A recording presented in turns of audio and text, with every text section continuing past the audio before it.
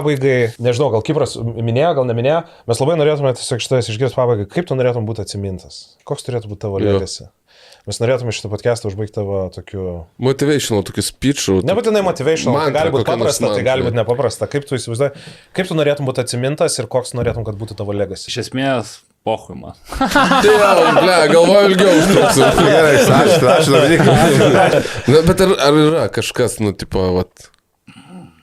Ar rimtai koks skirtumas, taip pat tu jau negyvas koks skirtumas? Jeigu nuoširdžiai, tai man pohui, nes aš žinau, kad aš darau gerai, aš žinau, kaip aš važiuoju, tai aš svarbiausiai žinau pats, kaip važiuoju, o kaip pagalvos, tai gali galvoti, kaip nori, bet gale dienos tu gali galvoti, kaip nori, bet faktai šneka, tai pagal tos faktus, kaip žmonės susidėlios, kas supranta faktus, tas mato, o kam kai kuriems ir matant faktus, neaišku, tai čia dabar kiekvienam paaiškink, ne, tai... kada spėsi fokusuotis į save.